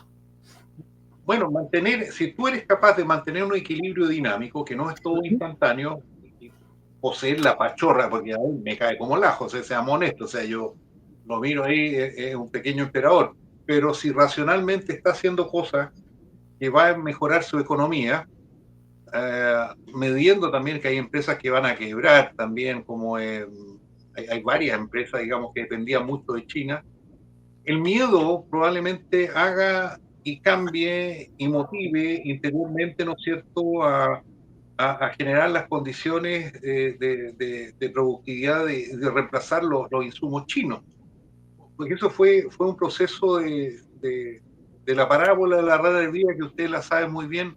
Fue Sí, tan poco que se metió, que la economía empezó a depender de muchos insumos de China en desmedro de su propia actividad. a veces le hicieron creer a la gente que tenían dinero y que tenían poder adquisitivo cuando en realidad eran pobres. La pregunta es específica, porque en Chile no se puede hacer. Que se podría hacer, pero tenéis que cortar grasa. Tendrías que vender también Codelco. Yo, por ejemplo, privatizaría Codelco, porque realmente Pero no puedes es vender otro Codelco monstruo. porque el cobre está considerado como metal específico. Bueno, pero que tenéis que hacerlo, compadre, pues no estáis ganando nada. Pero es que constitucionalmente Tenemos no lo una puede hacer. Bueno, es que me acaba de poner nomás simplemente por la Constitución, pero nuevamente vamos y modifiquemos la Constitución que habilite vender eso y que sea por capitalismo popular, y se acabó nomás. Y se acabó, porque es una sangría. ¿Cuántos están? 20.000 millones de dólares endeudados que está aportando el Estado. No, está aportando a una tropa de privilegiados que tienen bono de término de conflicto. ¿De cuánto? ¿De cuántos? 60 millones de dólares por cada uno, o sea, de pesos, o 30, es una cuestión innombrable. ¿Y cuánto ganan las secretarias? ¿Es eso coherente con lo que el resto de Chile? No, es que muy sacrificado. A ver, momentito, hoy día la tecnología para manejar las mineras es radicalmente distinta a 30, 40 años atrás. Los riesgos, las priorizaciones de contratar a sus parientes, porque tú contratabas a tus parientes y a tus hijos, porque tú tenías una tasa de enfermedad muy alta, ¿no es cierto? Antiguamente, a 50 años ya está desahuciado, priorizaban al hijo para seguir manteniendo, ¿no es cierto?, al papá y a la familia que se había intoxicado en esos procesos por químicos, por los pulmones. Entonces yo vendería Codelco de forma racional, ir por calma, 50% capitalismo popular, y generas también, tienes que ir viendo dónde están los cachos, dónde está la inutilidad social también, porque tú sabes de 100 millones que tú tienes, para llegar a la comunidad, al final llegan apenas 20, por el resto se dan puros sueldos, se dan pura corrupción, se va en gasto. Y la equivalencia, la gestión del presupuesto debería estar por lo menos 50 y 50. 50 en la gestión y 50 en lo que llega realmente en inversión y apoyo social. Está claro que yo soy partidario que hay que mantener ayudas sociales a ciertos niveles gente que por sí mismo, que yo conocí en Aysén, que por sí mismo no es capaz de salir adelante y tienes esa obligación moral. Si lo dejas de lado, es crueldad por un lado, y se deja de lado otros segmentos, también es peligroso. Pero hay otros que son aprovechadores, claramente, que viven de los bonos, viven de las dádivas. A eso hay que apretarle la mano y para sobrevivir tendrás que sobrevivir. El problema es el siguiente, mi amigo. Tenemos una costumbre radicada de la protesta social. ¿Qué es lo que va a pasar cuando se tomen estas medidas drásticas y los orcos salgan a las calles? ¿Cómo haces una implementación de cambios sociales de tal magnitud sin que se te revolucione la gente, lo que hoy día están todos contratados, esos orcos? ¿Ya? Están todos sueldos. Están juntando para el periodo de sequía, ¿no es cierto? Que puede ser 4, 8 o 12 años. La pregunta es, ¿cómo te preparas a implementar cambios drásticos y profundos? Porque tú, con Trump encima, puedes hacerlo, porque no tienes una revolución, tienes el ejército encima, tienes, ¿no es cierto? ¿Cómo se llama el ejército interno? La Guardia Nacional. Tienes el Parlamento. Tienes el Parlamento a tu disposición y tienes los jueces a tu disposición. Entonces tienes una joyería tremenda que puedes hacer y deshacer a pesar de la estupidez ya que ha hecho Donald Trump en varias áreas que son niñez, estupideces, pero lo sostienen igual, ¿ya? Pero eso no porque lo hagan allá, mirar al lado, al vecino, las buenas prácticas. Pero sí, pues tú puedes hacer las buenas prácticas, pero tienes que mirar la familia que tienes y los hijos que tienes y las mascotas que es. Te van a soportar hacer esos cambios que lo tiene la buena familia al lado. Ojo con eso, porque en el fondo hacer ¿cómo le llaman? Una reingeniería. Si yo puedo cortar el pasto más o menos parecido y tener las plantitas parecidas a las del vecino, me ayuda. No estoy diciendo que sea lo mismo. En lo personal, yo soy fanático de Trump, 100%, te lo digo. No de su personalidad, sino que su gobernabilidad, su gobierno y su manera de hacer las cosas. Es bien poco...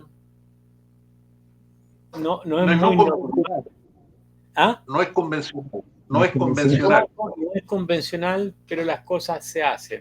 Detrás de todo lo de él también hay, obviamente, asuntos de personalidad, lo que quiere él dejar como legado. Pero yo viviendo aquí desde hace más de 30 años, yo te puedo decir que en este gobierno ahora se está haciendo lo que debería haberse hecho el año 90, el año 89. Fácil. Hoy día recién se está haciendo. Entonces, yo digo, para evitar lo mismo, porque Chile en este momento está cayendo exactamente en lo que Estados Unidos ha caído en los últimos 30 años. Pero tenéis que tener esas tres coincidencias. Tenéis que tener la Corte Suprema, tenéis que tener el Congreso y tienes que tener otras cosas que estén totalmente alineados para hacer eso. Si por eso pudo hacer eso. De otra manera... La Corte Suprema no es conservadora 100%. No está completamente para el lado de Trump. Te lo digo, no es así. Los jueces federales, que son otro grupo, que son los federales, tampoco son de Trump. Fueron todos appointed por los gobiernos de Biden, de Obama y todo lo demás, y son los que están frenando muchas de las cosas. Lo tengo claro, a nivel de los jueces federales, pero los jueces, digamos, los supremos, yo tengo entendido, la Corte Suprema es mayoritaria a Trump. Estoy hablando de... No. Tiene un componente... conservador, pero no están mayoritariamente a favor de Trump. Hay varias cosas en los últimos tiempos, en los últimos meses, que a Trump no se las han dado. Créeme que yo escucho diariamente hora y media de noticias directamente en inglés.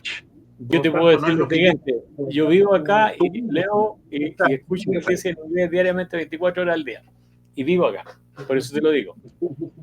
Por eso son opiniones distintas, pero no estoy diciendo a nivel personal que no es de mi agrado la forma de actuar, pero aquí estamos hablando exclusivamente de la reducción de impuestos. ¿Podemos hacerlo en Chile? A eso es lo que yo voy, pues ese es el punto mío. Es distinto a la personalidad. No, pero que yo estoy respondiendo a lo que tú dices de Trump.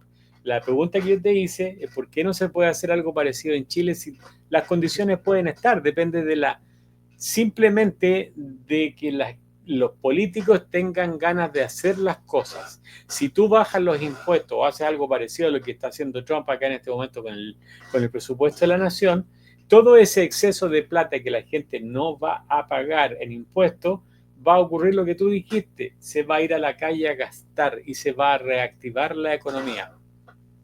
De acuerdo, pero para eso, vuelvo a reiterar, eso es algo normativo, algo ideal, pero si no tenemos un Congreso mayoritario nuestro, estamos jodidos.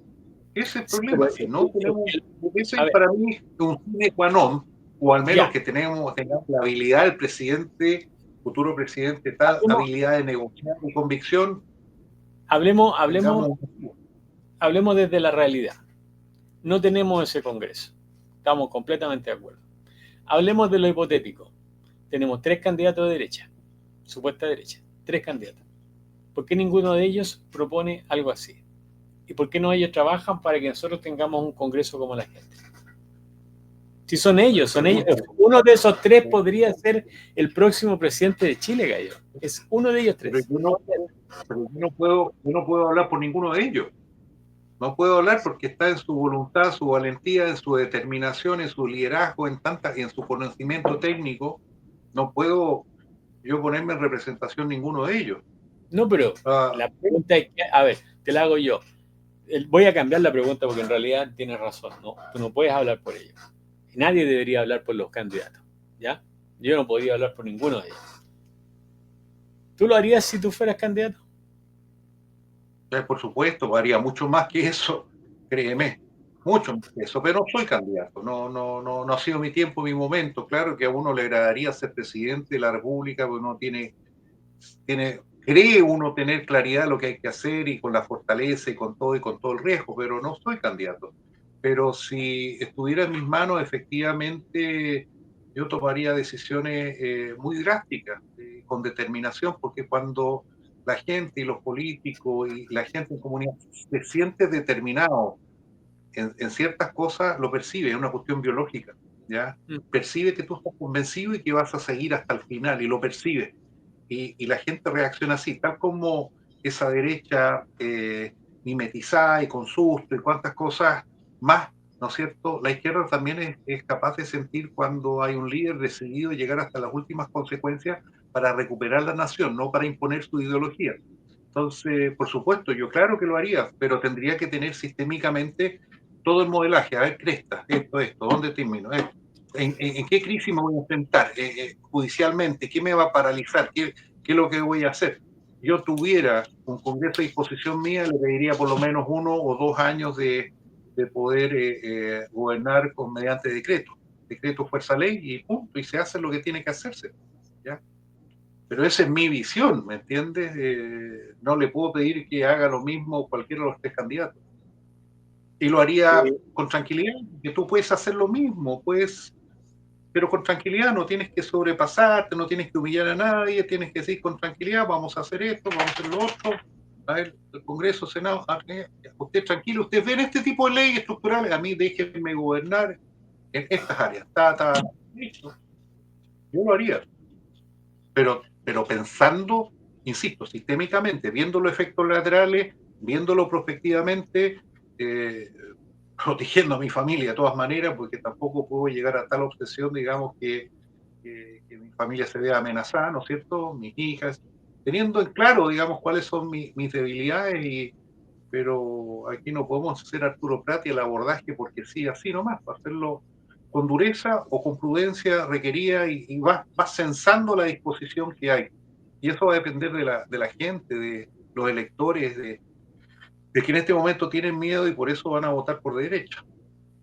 Ya, pero a lo que yo voy es cuando te pregunto a ti si tú eres candidato, también quiero decir, uno como votante, que es el que va a elegir al próximo presidente, y tiene una preferencia específica, uno debería tratar de influenciar con sus opiniones y no solamente seguir, y no lo digo por Kass, lo digo por todos, ¿ya? Porque toda la gente en este momento sigue, toda la gente da un discurso, no, que Kass, no, que Kaiser, no, que la maté, pero no están ellos aportando al sistema. El otro día, fíjate, en el canal de Omar, y ahí le doy la pasada a Omar, hubo un programa donde estuvo la Paulina y estuvo la Angélica como moderadores, y estuvo invitado el general Baseletti, y andaba en una comisión junto al otro general de ejército que fue el que abrió la parada militar, creo que fue en el primer gobierno de Boric. Y ese caballero estaba en una reunión con varias personas, y entre esas personas estaba una mujer de la ONU, que es bien conocida, no me acuerdo el nombre, soy tan malo por los nombres, donde estaban discutiendo y decían de que un gobierno estilo Bukele en Chile no sirve. Cuando toda la gente lo está pidiendo. ¿No están escuchando las bases? Yo insisto que hay cosas que tú no las puedes decir, las haces. No sé si me entiendes. Ahí estamos de acuerdo, 100%. Ya, es eso. Ya. Puedes hablar de economía, puedes hablar pero hay otras cosas que uno está convencido que tiene que hacerlas, pero no las puedes decir. Las haces. Esperemos que sea así, la verdad. La verdad que me encantaría que fuera así. Yo fíjate que a través del tiempo, en el año 1790, aquí en Estados Unidos, la cantidad de esclavos eran de 700.000 en 3 estados. Al momento de la guerra civil, habían 4 millones. Con el gobierno de Biden entraron 5 a 6 millones de esclavos, porque todos los ilegales son esclavos.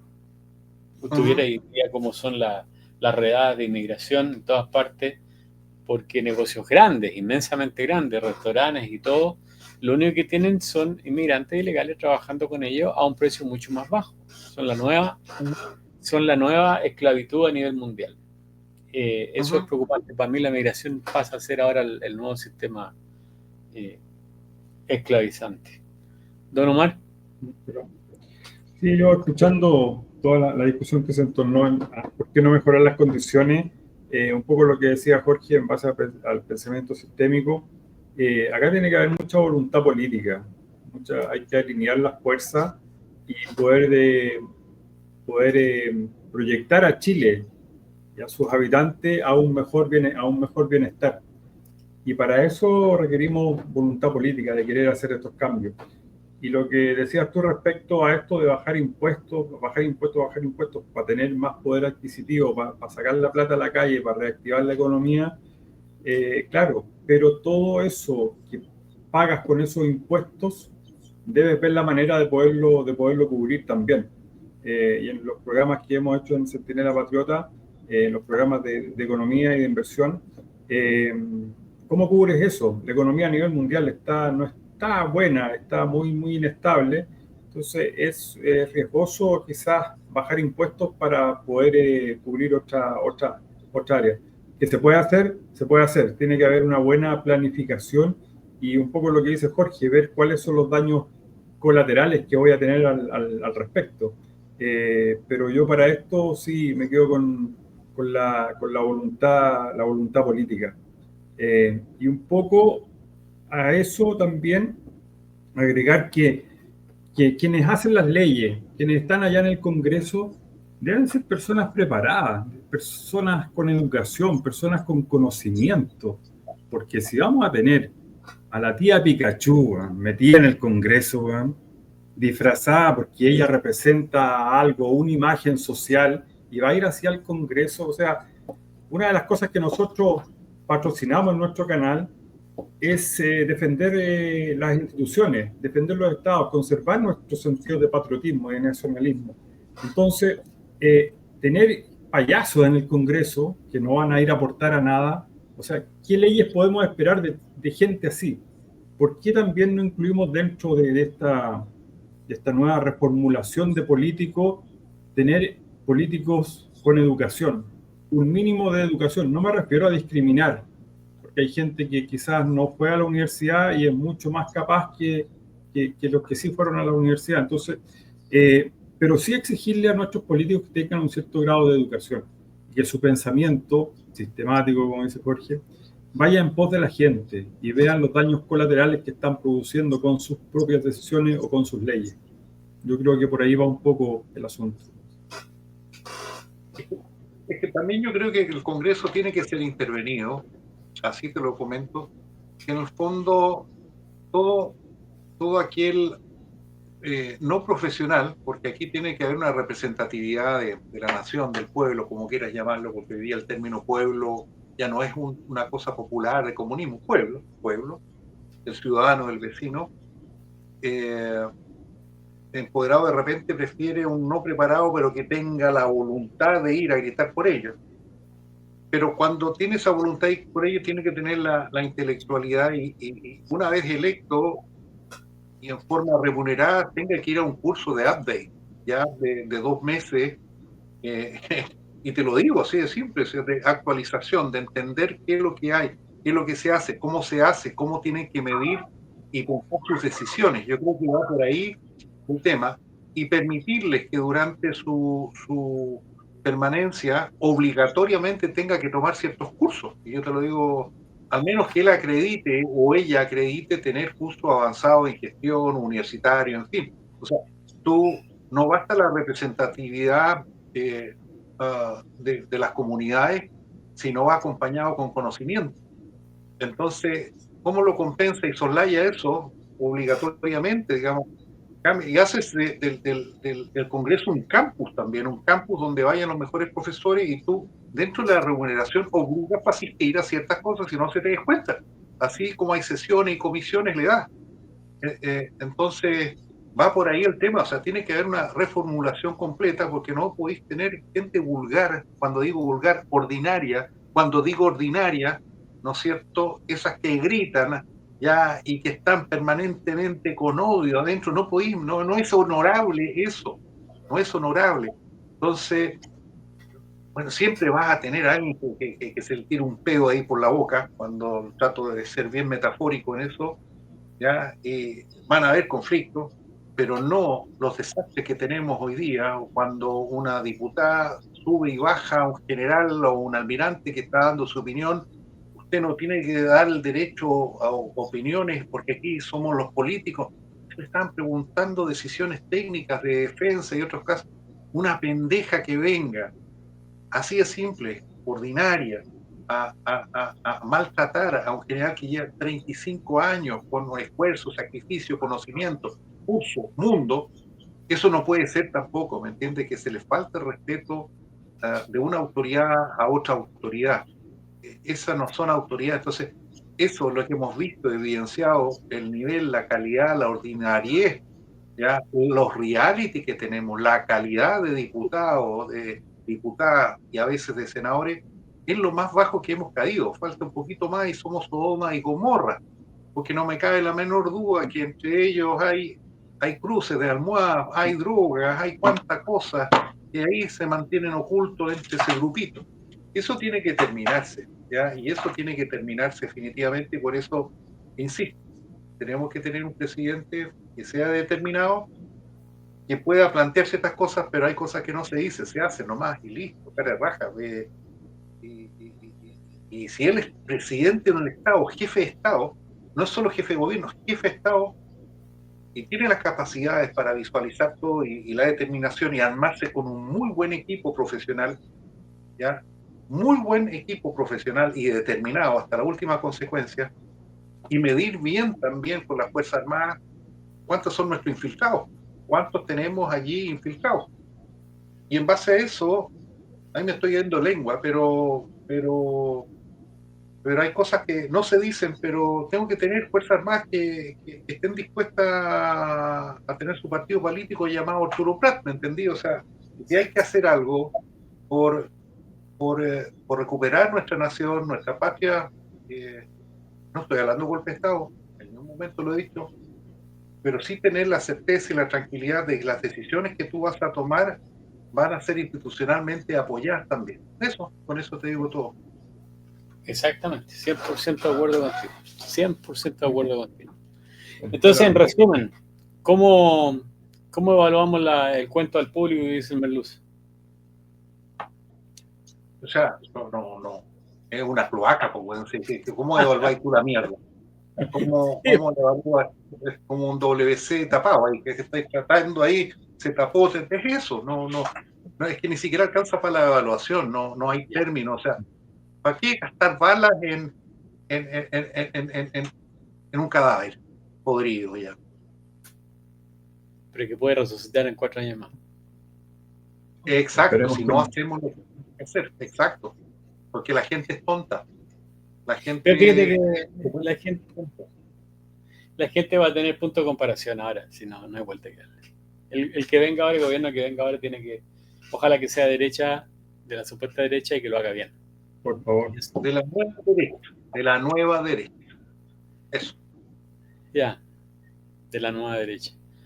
Ya, pues, despídete con tus últimas palabras para que la gente quede enganchada en pensar como tiene que pensar. Ay, me fui de lengua hoy día, porque me motivaba, me sacáis más información de lo que hay. ¿Ah? Porque uno puede ser tranquilo, uno trata de ser pacífico, tirar mensaje de paz. Pero si No, me pero llega tú me mandaste un video y me dijiste, yo también me enojo, me dijiste. fue la historia cuando me enojé a un tema ley Las Kenche que estaban pidiendo 700.000 hectáreas. Todo coordinado con la gobernadora, 700.000 hectáreas para poder hacer sus prácticas ancestrales, comer nalca, golpear las piedras, mirar el sol y la luna que no se ven nunca porque pasa nublado, y con una justificación de un antropólogo, un estudio que se supone que en menos de un mes recorrió 700.000 hectáreas bordes costeros. Y al final logramos sacarle, bueno, es que esto va a ser una nueva gobernanza, vamos a poder transar negocios con los pescadores. Si se supone que esto es ancestral, para sus tácticas ancestrales, para demostrar. No sé si la vez pasada te comentaba que con esa ley cualquier persona Rapanui se puede ir desde Isla Pascua a Magallanes, estar 2 años y después decir, oye, yo quiero 1.000 hectáreas. ¿Y por qué? Pues si tú eres Rapanui. No, porque acá siento que puedo conectarme con Mahaya y puedo hacer cosas maravillosas. Y allí, bueno, ahí me subí, me bajé a este personaje que era de Santiago originario, pero estaba revolucionando todas las comunidades anti-salmonicultura, tergiversando, manipulando y haber llegado a ese extremo, y que era también miembro de la Comisión Regional de Uso de Bordes Costeros, PRUB, analizando el EMCO, Espacio Marítimo Costero, Pueblo Originario, que eran 2 solicitudes que sumaban 700.000 hectáreas, que era un absurdo. Un absurdo. Y él estaba ahí como miembro, ¿cómo lo pudieron haber? Estaba como miembro del consejo y él votaba, y era en directo interés de él. Y yo no pude tolerarlo, o sea, yo le, ¿qué estás haciendo acá? O sea, ¿con qué respeto?